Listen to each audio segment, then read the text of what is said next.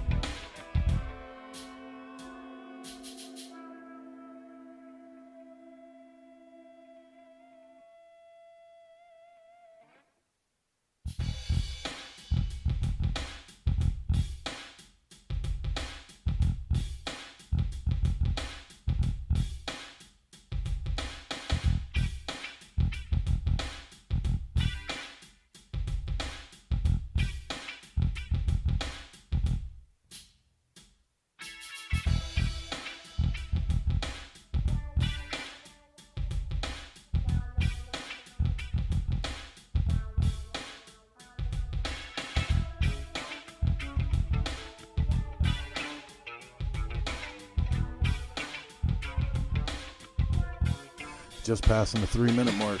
3 minutes. Michael Lichter in the house. Buddy, we're sending you all our prayers out there for speedy recovery. Ellie Rain's in the house. Good to see you. Missy, right up the street here at the Still Pony Campground. Just through 2.5 minutes now. 2.5 minutes, we're going live with this week's installment of Coast to Coast, back on the air after our stint in the Black Hills. 2 minutes, grab something cold.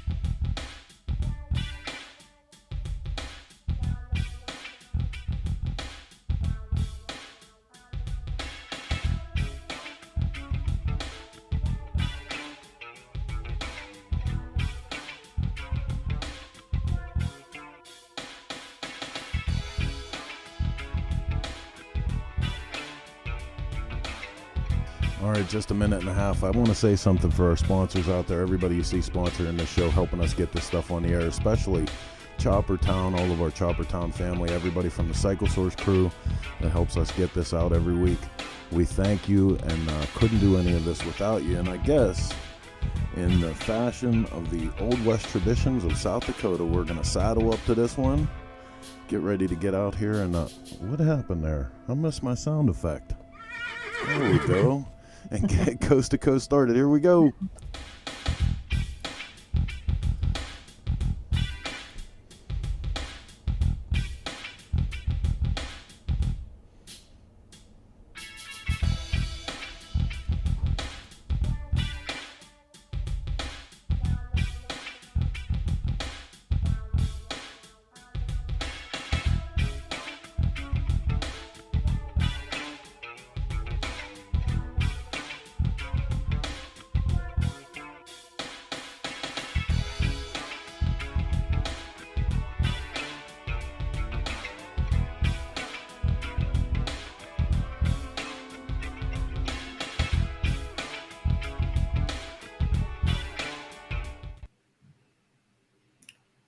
Hey, everybody.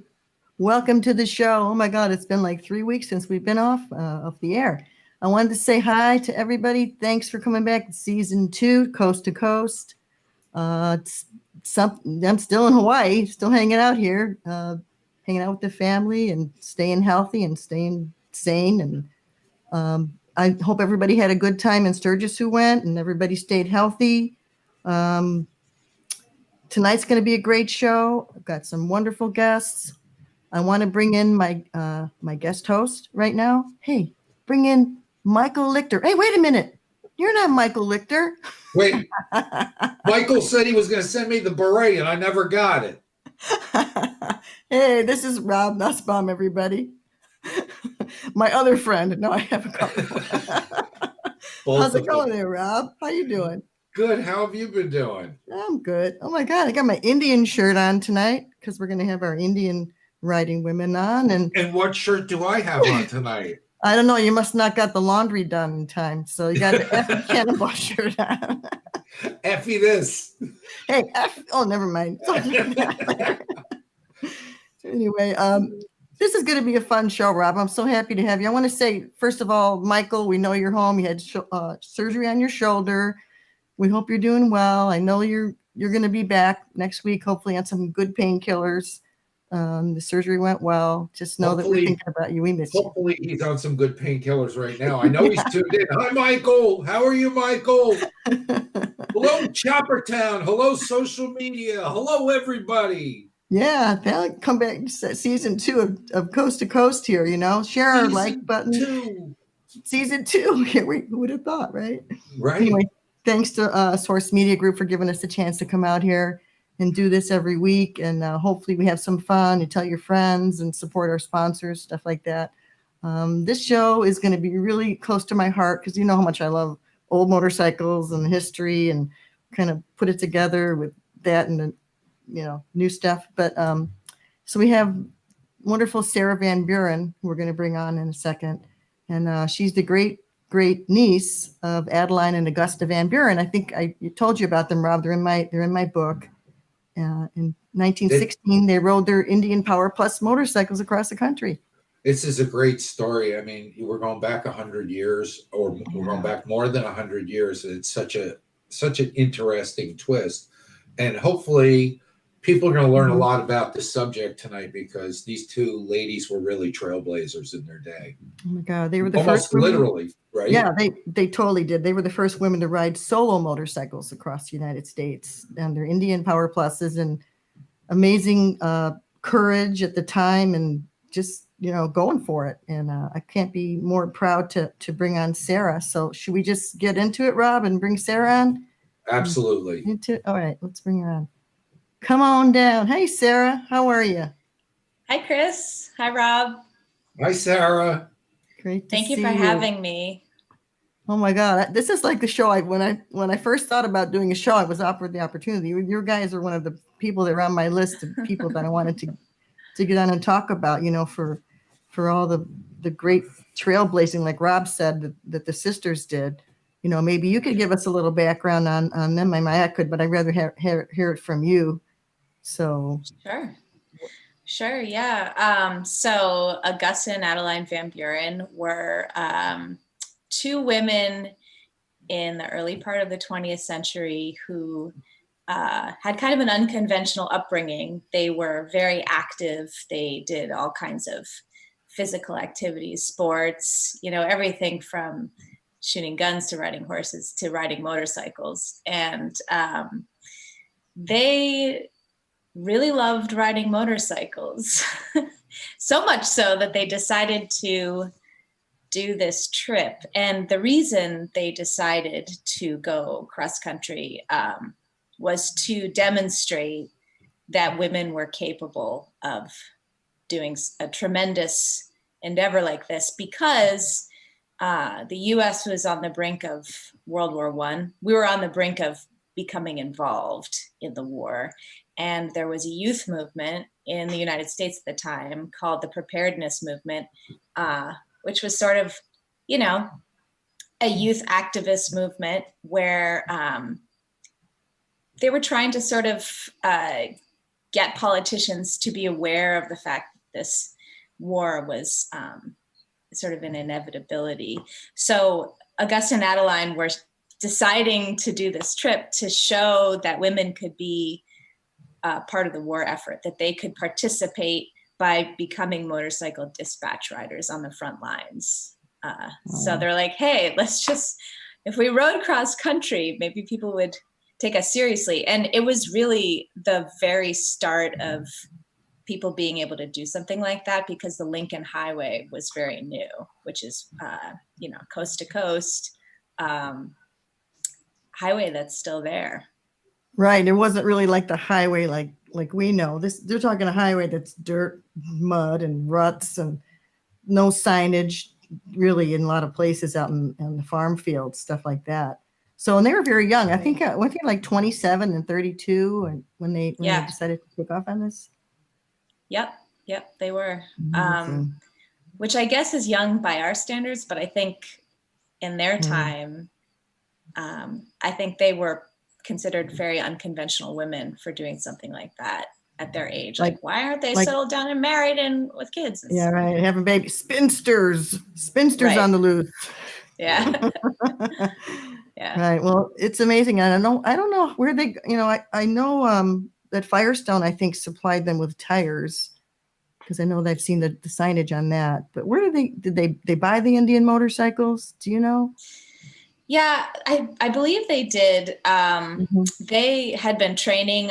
We actually have a photo of them on a different bike at an earlier time, but I think they chose the Power Plus because it was like the most high-tech motorcycle model at the time. It was like fresh off the assembly line. It had all the bells and whistles, which now is like, oh, wow. It's a glorified bicycle.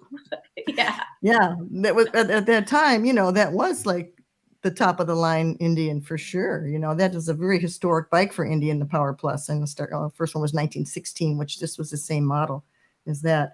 But the pictures, you know, we can show the first picture of them, and just adorable. I mean, they're smart. You can tell they're so happy because they're in their element. You know, I don't know, this is probably out of order from when they started, but you can see they're going New York. They're going coast to coast, you know, and again, Firestone tires. There's the garb of the day, you know, the long leather coats and the goggles. And can we talk about that for a second? Because I have a little historical perspective on this. Women were not allowed to do much in those days. Right. And so for them to do this and to dress like that, Sarah, do you have anything to add to that? Any historical perspective as far as where the country was at the time? Yeah. Wearing pants was just, that alone was a huge thing for a woman to do. So considering the fact that they did that coast to coast wearing those leathers, they were kicked out of some towns, or they, you know, left abruptly because they were arrested a couple times throughout the trip just for wearing pants, like not because of everything else they were doing.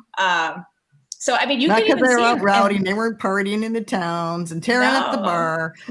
I mean, I don't know anything about that, but whether they did or not, I guess watch out for those that'll be women left in the pants. mists of time. Yeah. Yeah, But, really watch out for that. yeah, I think even in that photo you just showed, Cris, you can see in the background all the men kind of standing and looking on, like, what are these two gals up to? You know, they're all like in disbelief watching these women. That was actually, oh, sorry. I think a lot of us have seen that look. It's 100 years ago. It's still going on. Yeah, definitely. Yeah. Sarah, do you know where that picture was taken by any chance or not? I do. It was actually in Akron. So that was about a third of the way through their trip. They were at the Firestone factory. They were just leaving the factory. So they actually visited. Yeah, they visited a few Indian and Firestone factories along the way, which I think was partly because they were being, you know, sponsored by Firestone. Sure. That's great. Yeah. Let's look at the next picture. I mean, you know, they're so pretty. Augusta Gussie, you guys call her Gussie. You know, they just look like they're happy. They're doing their thing, you know.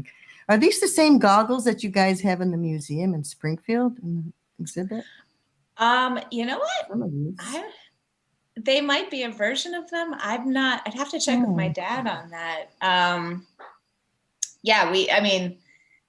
She later was a pilot. So, you know, we have some memorabilia from that as well. Yeah, she joined the 99s, Amelia Earhart's 99s, which was the flying club of the day, and became a pilot. So she was not afraid of much. It was not much fear. No. That's awesome. And then Adeline, the next picture is of Adeline, I think, and you can tell me what after the ride, what Adeline went off to do other things too. She did, yeah, and they would call her Addie for short. But she ended up going to law school, and she was like one of the first women to do that in New York City. And she became a teacher, and she did go on to have a family also. Whereas Gussie, she got married, but she never had kids. She was just doing her thing. That's okay. You know, my daughter's probably watching this. It's okay, honey. There's no pressure. Oh, yeah. It's okay. It's definitely okay. But there was back then. I mean, it was expected, right? I mean, historically speaking, it was expected. So she was a real rebel. Oh, yes. I'd say they both were for sure. But yeah, definitely. Yes. Wow. Yeah. There's another question that I have. I mean, we can show the next picture if we want.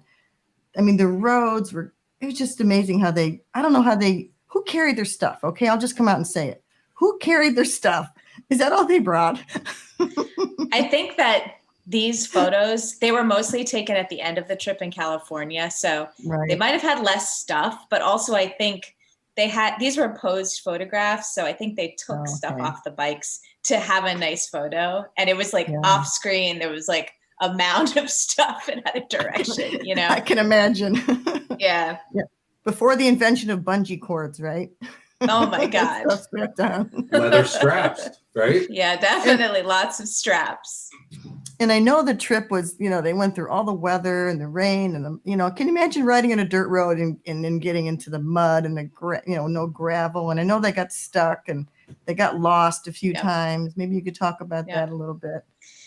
Yeah, they got lost. They also, sometimes the ruts in the road were so bad that they would be kind of like stuck in the rut and they would, bottom out or just wipe out because, it was basically wagon tracks that they were trying to navigate along with the Power Plus bikes. But at one point they did get lost and they found a prospector somewhere in the middle of nowhere out west in the Rockies, and he helped them along their way, which seems like something out of a movie, like finding one man in, in the middle of nowhere that knows where you're supposed to be going.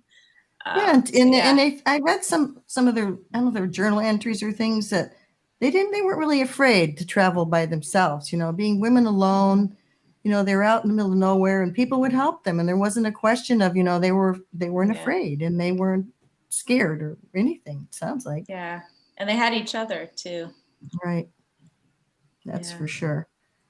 And I often wonder, well, whose idea was it? Was it one sister who was kind of like really wanted to do it and the other one had to talk her into it, Yeah, I wonder about that. Yeah. We'll never know that kind of stuff, but How long had they been riding before they went out on this adventure of theirs? Good question. I mean, they definitely had a few years under their belt. I know that there was, I think there was some newspaper article, or we know that they were doing other kinds of smaller regional rides before that. Like Gussie came up to Poughkeepsie at some point, which is just north of New York City, on her motorcycle. So yeah, they had been training for this. Yeah, I think I read somewhere they'd started riding around 1913. And they wanted to build up to this, so they kind of worked their way up to it. So they were fairly experienced by that time, I would say. Yeah. Maybe not on that bike, because you said these bikes were new for this event, or fairly new, right? Yeah. And we actually have a picture of Gussie on a Harley from like 1915. So Gussie on a Harley, it sounds like a movie. Yeah. Like Effie and Gussie. It's like a cartoon. Yeah. Oh, that's awesome. Boy, I just can't imagine. And keep going on the riding. They went all the way to California. Well, then they got stuck in the mud and they couldn't get their bikes out. And they had to have help pushing their bikes out.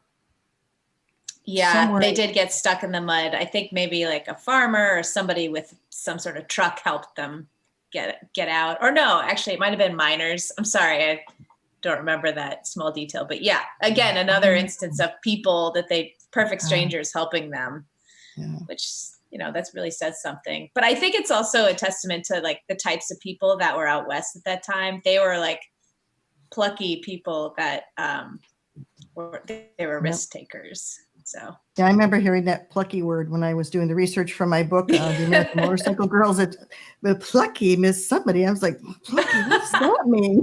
I guess it means funky, or but they had to be totally. to do that kind of stuff. I mean, it's just so amazing to me to be out there, without the maps and the. The pioneer women were GPS. way different too than the metropolitan women. And I assume they were metropolitan women, but with a pioneer kind of mentality. So when they got out there amongst the pioneer women, I guess the pioneer husbands didn't have too much of a problem with women doing some work. So yeah. I mean, because they probably encountered people who were the descendants of, second generation Conestoga wagon people. You would think, I mean, it was pretty close to that time, right? Yeah. So definitely. But they grew up in Brooklyn though, so they definitely were metropolitan ladies. There you go, Rob. New Yorkers. They may have Yep. purchased those bikes from Lombardi Motorcycle Agency in Brooklyn then, because Oh. a friend of mine is Mike Lombardi. His father was Frank Lombardi, who's had an Indian dealership in Brooklyn. Really? So I have to I may be wrong. It may be Staten Island, but Yeah, Well, we still- talked about that, Rob. That's- Like Sarah, one question I have also, what happened to the bikes? Is there a record of where they went? Do they have serial numbers? Can we trace them? You know? I know. I wish I knew. I know after the ride, they sent them on a train to go back east. So they kept them at least for a while, I would think. When the Springfield Museum, Springfield, Massachusetts, did an exhibition on the sisters, they included some bikes that were similar, but they didn't have the exact bikes. So yeah, I'm not sure. They're just, maybe they're out there somewhere. Oh Maybe man, somebody- that's a mystery, huh, Rob? I love to find them. Maybe Yeah. there's a close-up of the engine in one of their pictures, and you can get the serial number, and we can track it down for you. Oh man, that'd be Okay. awesome. That's That a would cool be so idea. cool. So they went to Never thought of that. they got to California, and then did they go down to LA first or San Francisco? Where did they land first? Well, so they arrived in San Francisco first and had kind of a weird experience there because the San Francisco Motorcycle Club was supposed to be there to welcome them. You know, they saw the Pacific Ocean. They went over the Golden Gate Bridge wasn't there yet, but they arrived at their destination and there was no one there. And that was just like a scheduling error. You know, this is a time before phones or cell phones and whatnot. Bummer. Can you imagine? Yeah, We're here. Yeah. And I think at that point, San Francisco was still like, it wasn't like New York City. So Gussie was like, let's blow this popsicle stand and go to LA. So Right on. Very plucky. So then very, very. So so they just kept going. They went down to LA and then they got like the reception that they deserved. And It's a great picture. Yeah. That is a great picture.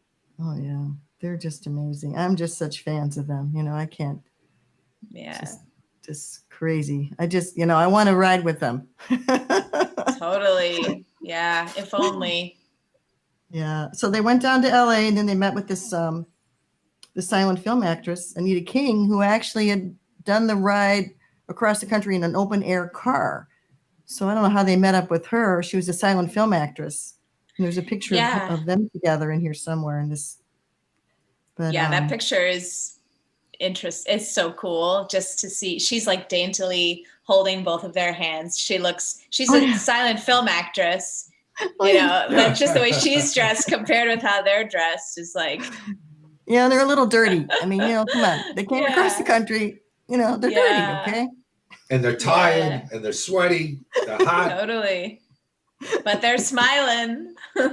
Oh, yeah, they are. And there's another picture I love with them in the last picture in this. Well, there's another one on the hill, but when they went down to Tijuana, it looks like they just kept going. And Michael loved this picture. Michael Lichter, her photo editor guy, and of them with the some kind of cantina or something. Some kind of, what is that? Yeah, cafe. And yeah, they went over, they spent some time in Tijuana. They went over the border. And we actually have another photo somewhere of them at the border, which is basically, there is, it's just a monument and they're just standing next to it.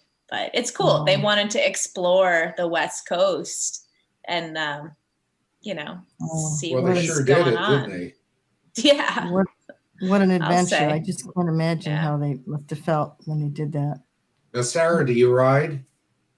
Well, I did ride, and I know you're going to speak to your next guest. Yes.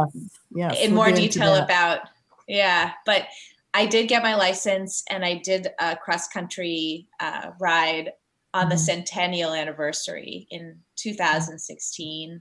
I rode with my dad and a few really capable, or I shouldn't say a few, several very capable riders. Some of my cousins were on the ride.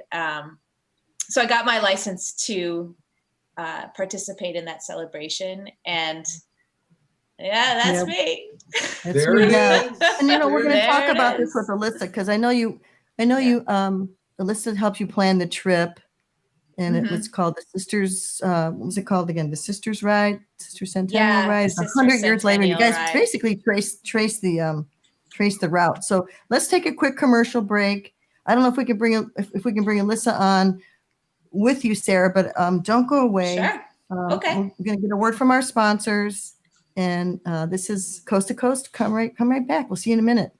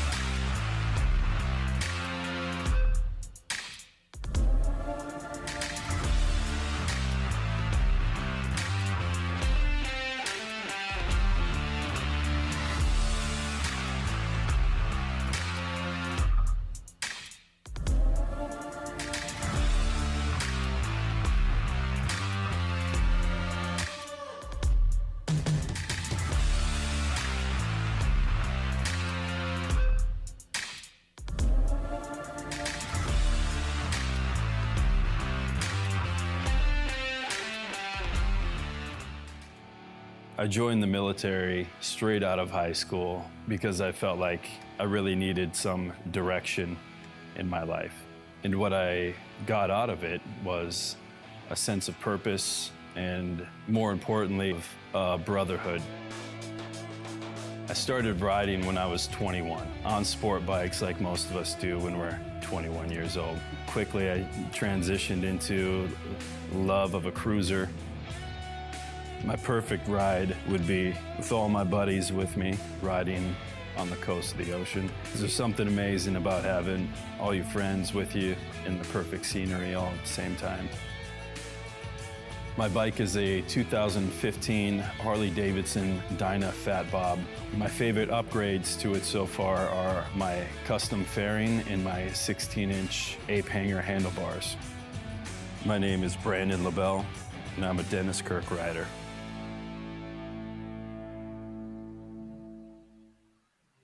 Wow, that is one cool sponsor.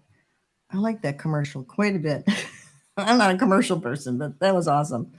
Okay, Rob. So let's bring Alisa in, because Alisa can tell you how she met Sarah and how they got along to do the ride and everything. But let's bring Alisa in. Hey, Alisa, nice to see you.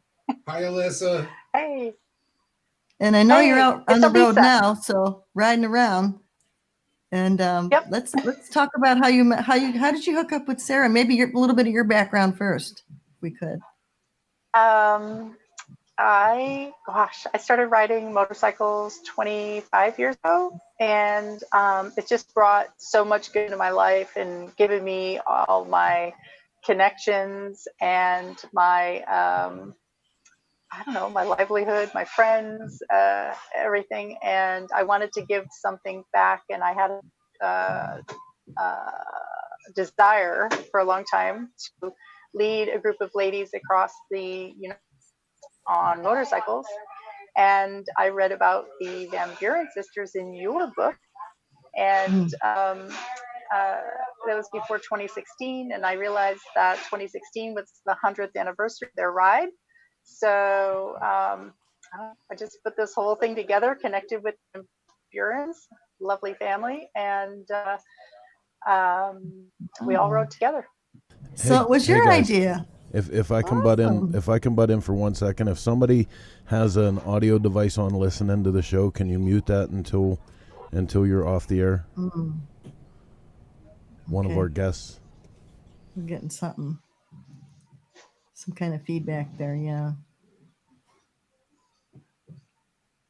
Okay. Well, I don't hear it now, but anyway, so it was your idea when you decided to put this together, because it was a 100-year anniversary. That's awesome. So you got a hold of the Van Buren family, and Bob is wonderful, and Sarah and Rhonda, their mom. So cool.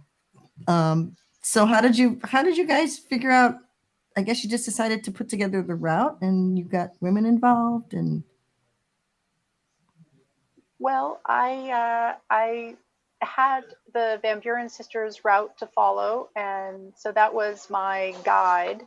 We started in New York, and they started in Staten Island, and the place where they started was no longer there. So we sort of picked a place and gave tribute to them in there, and we rode up to Springfield, where the Springfield museums are. And the Van Buren sisters have also ridden there up to the Indian Motorcycle Factory. And then we crossed, following very loosely the Lincoln Highway. oh, that's great. I know we had that one picture of Sarah. That's at the exhibit of the Springfield Museum. They have a memorabilia from. Oh, there's a picture of other. So who is in this picture? I couldn't figure out all these women. So I'm third from the right. That's my staff for the Centennial Ride. Starting out, we added more and more staff as we came across the country. We started out with I think 68, and by the time we crossed the Golden Gate Bridge in San Francisco, we had over 250 riders. It was truly spectacular to cross the United States and then just have that amazing epic finish to it. The ride over the Golden Gate Bridge, and then the escort into the city with the San Francisco Motorcycle Club. So they showed up 100 years later to help you guys and celebrate you coming into town. That's awesome. It only took 100 years. They did. Hey, Rome wasn't built in a day, right? That is so cool, and I just love the whole women can if she will. That's kind of their motto statement that the sisters came up with. If you have the will, if there's a will, there's a way, right? So, and the pictures just tell it all. I mean, just riding across the country with a group of women for such a purpose is so awesome. There's a picture there of the group of you guys. I think I don't have my captions all correct here. I think this is it near the finish. But then there's one by the falls, the Seven Falls group. Oh, there's one of the finish. There's the falls. That's the Seven Falls picture. Tell us about that spot. Right. Well, that was one of the places where the Van Buren sisters had a famous photograph taken.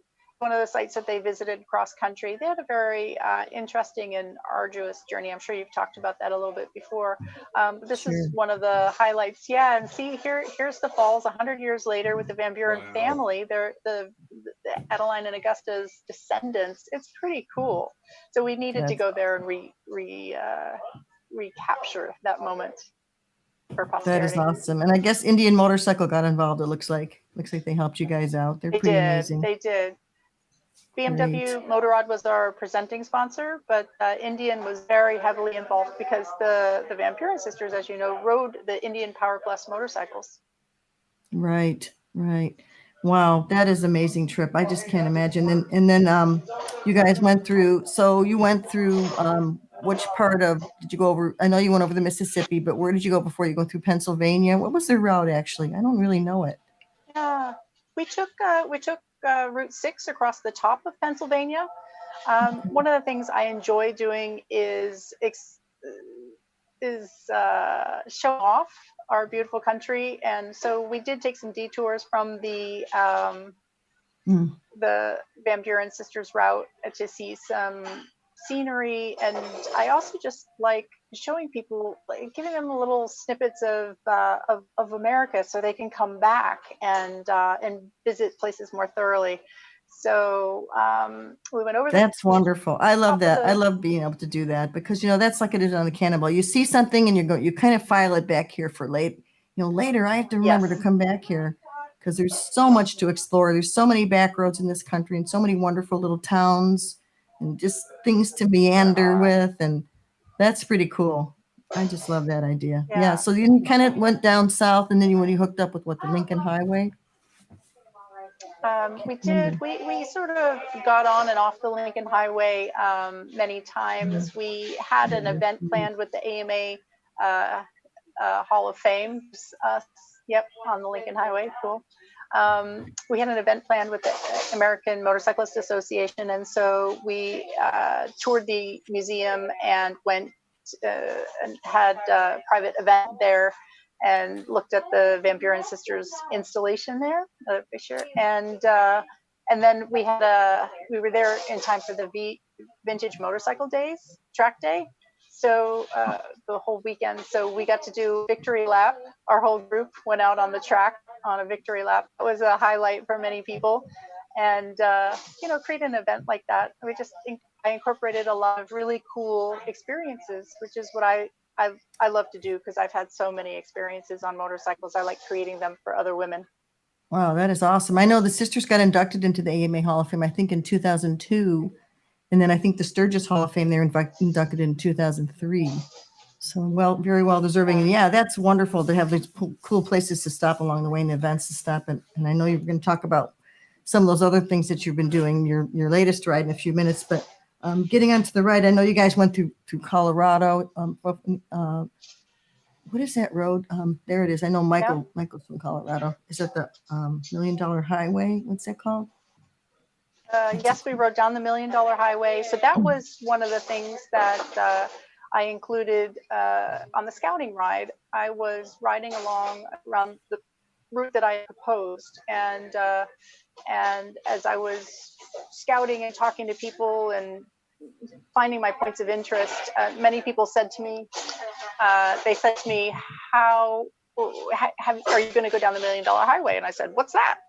And so I wrote it, and I said, even though this isn't part of what the Buren sisters did, we just have to take a detour and ride this road, because a good event, Mm-hmm. a good event is, a careful blend of great places to see and, the right stops and all the good experiences. So I tried to throw all of that in. Right. And you guys went up to Pike's Peak, and I know the sisters stopped. I think they were the first motorized vehicle up Pike's Peak. Were the two sisters? We didn't talk about that with Sarah, but I know this is the Pike's Peak Road right here, going up to the summit, which is like 14,100 feet. What a view, huh? Yep. I can imagine what that was pretty like in incredible. 1916. What the heck? What was that road like? Well, it wasn't paved. It wasn't paved, and that was the true challenge which made the Van Buren sisters' journey so remarkable. Was that they didn't have paved roads. They didn't have any of the modern conveniences. They were their own support team, their own mechanics, their own navigators. They did everything themselves, and here 100 years later, people were able to sign up and have everything done for them, which was cool. But very that's kind of different. neat. Yeah, I know to ride an old motorcycle that far, you have to have some kind of mechanical ability. Otherwise, you wouldn't get very far, especially when you're by yourself. But then you would know. I would know a little bit about that. Yeah, you would know. Yes. But, having a good mechanic like Rob along to help me in the evening in the Cannonball is. You did a lot of the work yourself. Don't kid yourself. That's okay. I've had other women that, hey, if she could do it, I could do it. And that's the spirit, really, right? Yeah. I mean, there's really no limit to it other than willing to do it. Yeah. And I'm sure the Van Buren Women can if she sisters will. inspired a whole other generation of women. So here we are. Yeah, that's awesome. And I know you had when you got to the end, you guys partied with, I guess the Wood Ducks were a group of people that there's the Mississippi. I think I know that bridge. That's it. Is that Iowa? Where is that one, Alisa? I'm not exactly sure, to tell you the truth. Mississippi. We crossed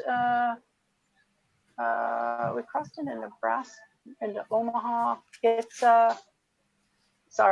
been 5 years. It's been a long time. It is a long time. I know that's the Mississippi River because I remember that bridge. I've been over it a few times. I think that's Iowa. I think that's in Iowa. Okay. Yeah, that's Davenport awesome. area.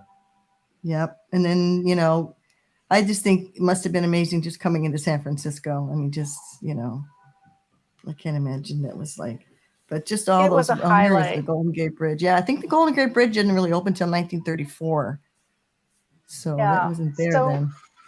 yeah, so the Van Buren sisters actually took a ferry to get into the city, and I wasn't going to do that with a group of 250 people. It was much more romantic to come across the Golden Gate Bridge. And oh, let me tell you, I had tears in my eyes when we crossed the Golden Gate Bridge. Just Yeah, there it is. I mean, to get our group across the U.S. safely, and for so many women, you have to understand that. Well, you know, for us, it's we've had so many opportunities to cross the United States on a motorcycle. We are so lucky, but for so many riders, that's just there's a big group. That's you know, amazing. that's an unbelievable dream for people to ride from coast to coast. And so for these ladies to arrive there and say, hey, we did it, it was huge bragging rights. It was a really special moment there. So empowering. I know. It's amazing. And then to see their faces and they're so happy and proud of themselves that they did it, because that is quite an accomplishment, let me tell you. But and to do it with your friends, you know, and other women, it's just, sorry, Rob, I know you're a guy, but you know, when you ride with other women, Rob knows, he's ridden with me, he's ridden with women. It's just something about it, you know, at the end of the ride, the end of the day there. But I just love that you're doing all this stuff, Alisa, you know, and you continue to do it, which is cool. And I know you wanted to do something this year. Tell us about what you had planned for this year. And then you had to cancel or postpone. So.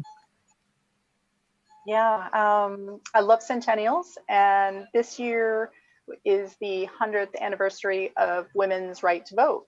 And so we had a cross-country trip planned to commemorate that, because I think what better way to celebrate women's freedom than on two wheels. Unfortunately, with current events, we had to cancel, or rather postpone until 2021. And so August of next year, our plan is to take a large group of ladies again across the United States and celebrate women to vote, and just the togetherness of women and the camaraderie that's developed on the road. That's great. So where does this ride start, and where does it? And there's different rides that all join up, or is it just one ride? How does it work? So it's a little bit different than what you and I talked about last summer at Sturgis. We've retooled the event to just one route, and we're going to leave from the Pacific Northwest. Originally it was Portland. We're going to see how Portland is behaving. I might choose a different city, and come across the country to the east, stopping in Sturgis for the Biker Bells celebration, because that's really a fun gathering, and it's a great tribute to the women of Sturgis, and it's a fundraiser. And, right. Biker Bells has been going on for a while. I'm really proud of that event. That's a great event. That'd be a great place to stop and and hang out and celebrate with other women, for sure. That's wonderful. Yeah. So, cool. So then we'll ride to Arlington, Virginia, where the event will end. And at the end of the event, I am putting together a 3-day Women in Motorcycling conference. That's August 17 through, August 19 to 21. So we'll have the big cross-country event, and then for the folks who can't ride cross-country with us, we'll have the Women's Motorcycle Conference, so they can meet all the cross-country riders and have their own event. Wow, that is so awesome. There you go. There's the route. So you can do a self kind of tour, or you can sign up for the whole thing. And what is that? What does that entail? You have like someone that leads the ride, and that kind of thing comes with your hotel.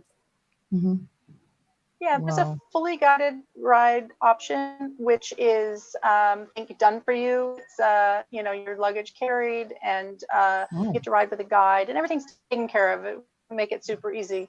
Or for those who are on more of a budget or more independent, we have a self-guided ride option, and those folks pay their own way. They're included in all the events along the way and the celebrations, certainly, but they do a bit more of their own thing. I know what Rob's thinking. Are men invited? Yes, absolutely. When you register with a woman. What do you think there, Rob? It sounds like fun. I think you should all go by yourself. Hey, but we can all, they can't arrest us all for wearing pants, Rob. You gotta wear your pants. Make sure you wear your pants. Yep. It sounds like really cool. why would you want men to go with you on that? I mean, this is a women's thing, man. Well, it's too cool. It is, and my feeling is this: that as an event producer, if a woman's favorite writing partner is her man, Right. then I don't want them to have to be left out of such an epic event.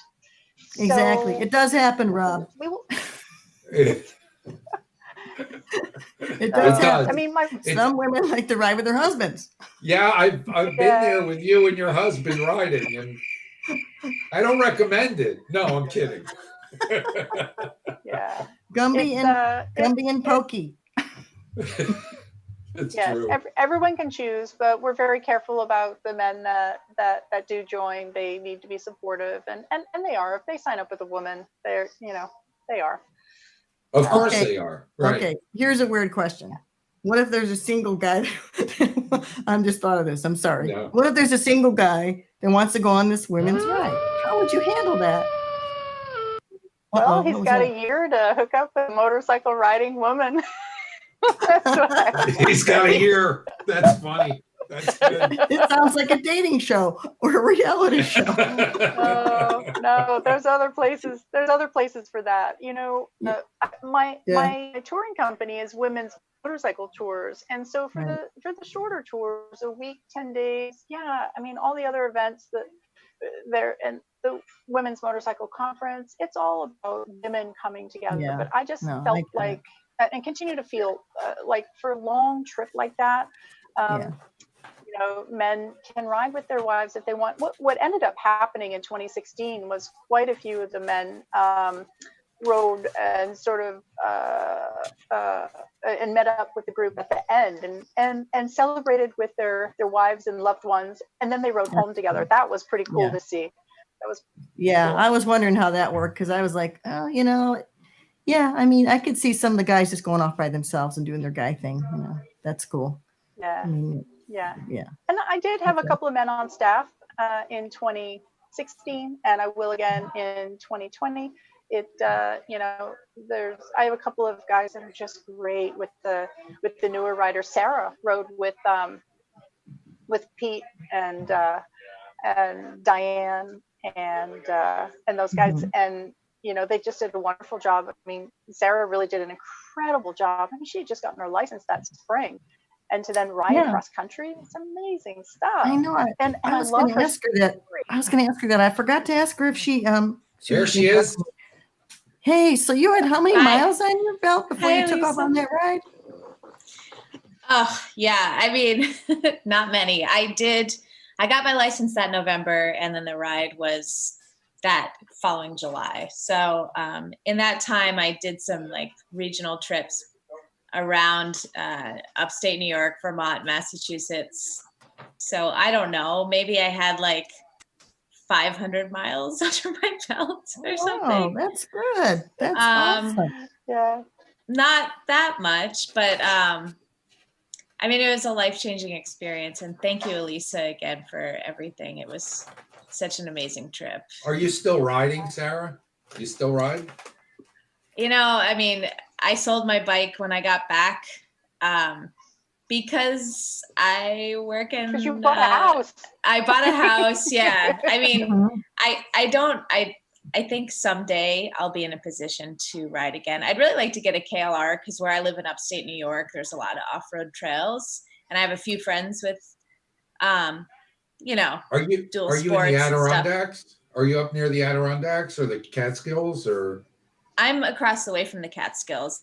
I'm about 2 hours north of New York City, in Columbia County, Hudson, New York. Beautiful area. Good trail riding. You're right. Good trail riding. And great road riding too. There's a lot of twisty roads around Awesome. here. So it was a good place to learn, Absolutely. Yeah. Well, that's great. That's cool that you came to share your story with us. I just can't thank you guys both enough. I mean, Can I ask Alisa a quick question? Sure. So Sure. I did a little Googling last night, and Uh-oh. Here we go. What they say.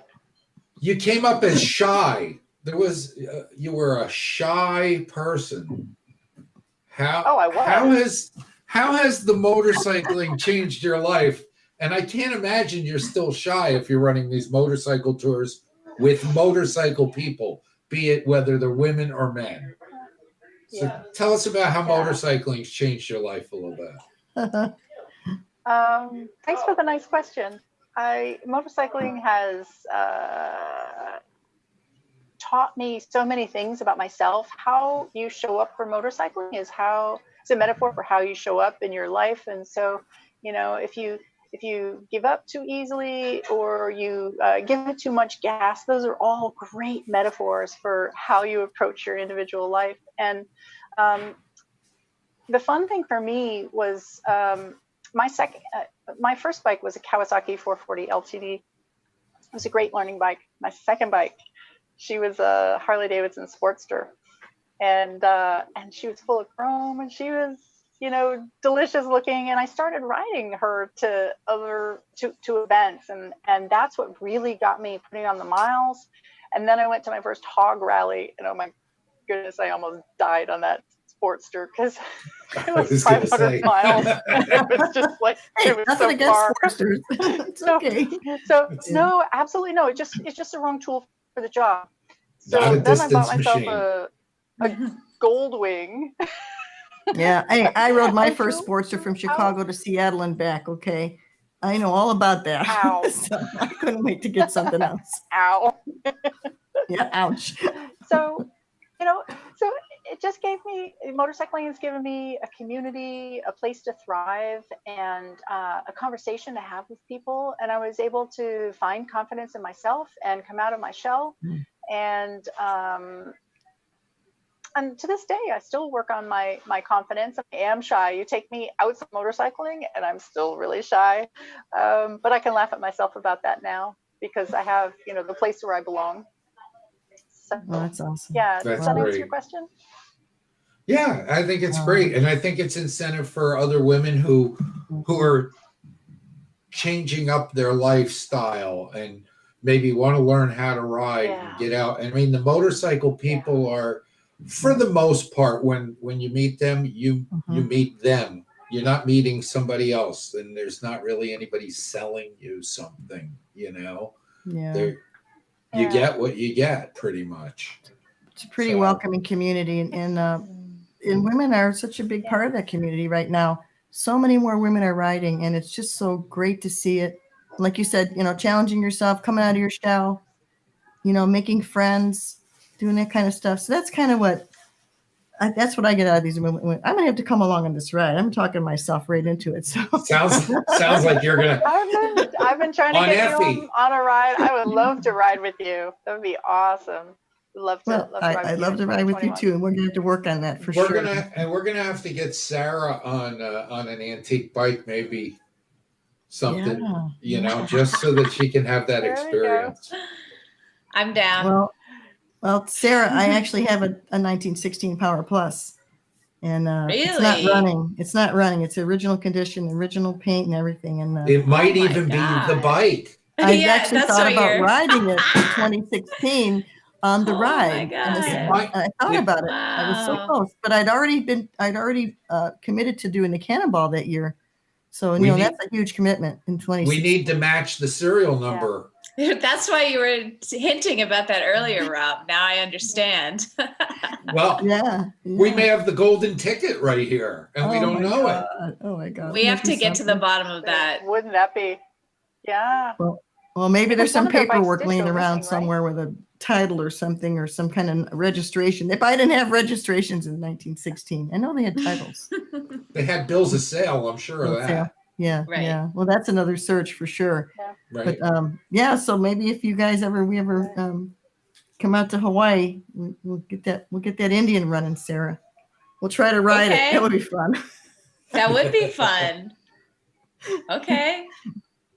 Okay, sounds Yeah, good. Sarah, We'll get you on can there just now. sit You on can help one. us, Rob. Choke, retard, kick. Well, you know what? We'll put the training wheels on and let me try to ride it first. Yeah. All right. Well, thank you guys so much. Yeah. I think we're getting to Thank the end of the you. show. We're going to Thank saddle you. up. But I can't really, again, thank your dad, Bob, for all he did, and your mom, Oh. Rhonda. And Alyssa, I know I'll be I seeing will. you again for sure. Yep. Let's keep Yep. this going. 2021. Right on. Well, Yeah, thank there you guys. go. Thanks a lot, guys. It was nice to meet both of you. Right on. Thank Check you, out Cris Alyssa's, and Rob. Alyssa's ride and Alyssa's website. Check it out, you ladies, and let's see if we can get something going for Yeah. you. All right, settle up. Catch us next week. We'll be back. Thank you so much. With You're Michael welcome. Lichter, right? Hopefully. Michael, if we'll see how he does in his pain pills. We'll see Well, if we get him Cris- back in. If not, Rob, you're always welcome. Thanks for Always letting me horn in on the fun tonight. I really appreciate Always it. welcome. One of my best friends, Rob. Yeah, and same to Yeah. you, Cris. You and Pat. Definitely. Be safe out there, you guys. Be kind to each other. We're going to saddle up now, and we'll see y'all next week. Next week will be fun. Thank you to Source Media Group, Chris and Heather. Appreciate you guys. Thanks, Rob. And have a good night, everybody. Thanks again, Alyssa and Sarah. Bye, everyone. Be safe. See you guys. Bye.